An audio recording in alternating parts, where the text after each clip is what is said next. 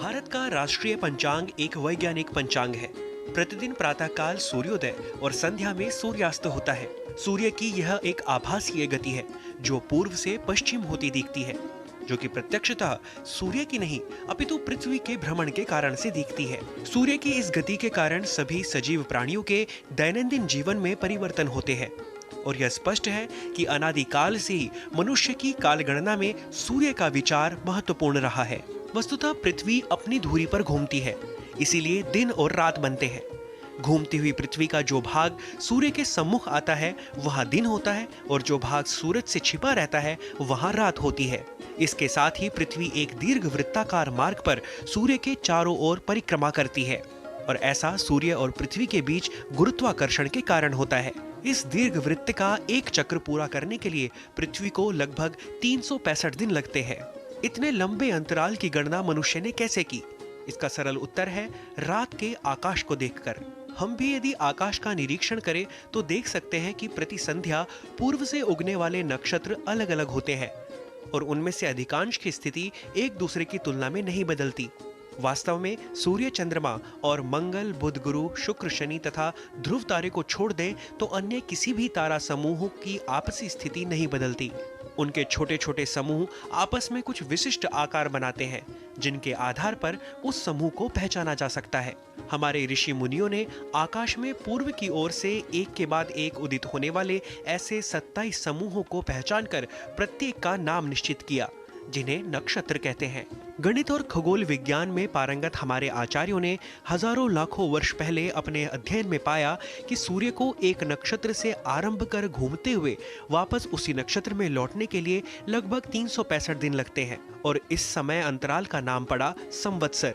सूर्य किस नक्षत्र में है ये जानने के लिए सूर्य से ठीक विपरीत दिशा के नक्षत्र का आधार लिया गया। चंद्रमा भी एक नक्षत्र से आरंभ कर लगभग एक दिन में एक नक्षत्र पार करता हुआ 27 नक्षत्रों का एक चक्र पूरा करता है।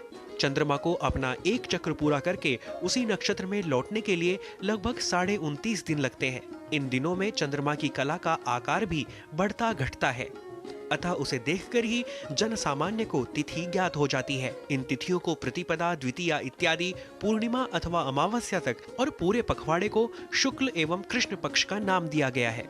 अब आते हैं चांद्रमास के नामों की ओर। आकाश में नक्षत्रों को अश्विनी, भरणी, कृत्तिका, रेवती आदि नामों से नामित किया गया है और उन सभी का पति या स्वामी चंद्रमा को माना जाता है।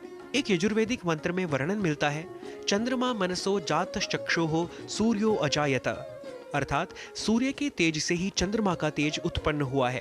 फिर भी चंद्रमा के प्रकाश का एक अलग महत्व है। इसका कारण कई ग्रंथों में बताया गया है कि जिस प्रकार अंकुरित होने के लिए सौर ऊर्जा की आवश्यकता है, उसी प्रकार रस और पोषण के लिए चंद्रमा का प्रकाश भी आवश्यक है। यह पद्धति इतनी वैज्ञानिक है कि आज दुनिया भर में इनका यही क्रम मान्य है, जो हमें सदा ग्रहों की कम अधिक गति का स्मरण दिलाता है। इस प्रकार वैदिक काल में भारतीय ऋषियों ने सूर्य की गति का महत्व पहचानकर ऋतु आधारित संवत्सर, मासों आदि का नाम नियत किया। इसी कारण ये सभी नाम भारतीय मूल के ही हैं। साथ ही नक्षत्र मार्ग पर चंद्रमा की गति और इसकी कलाओं को देखते हुए चांद्र पंचांग भी बनाया। मानव सभ्यता के प्रारंभिक काल से ही भारत में चांद्रमास, संवत्सर मास, वार इत्यादि की गणना, ऋतुचक्र का ज्ञान, उनके अनुसार कृषि व्यवस्था इत्यादि की गणना विकसित हुई और इसी के अनुसार भारतीय संस्कृति में सभी व्रत, त्योहार, धार्मिक अनुष्ठान इत्यादि का आयोजन किया जाता है। Nitish Bharadwaj, DD news.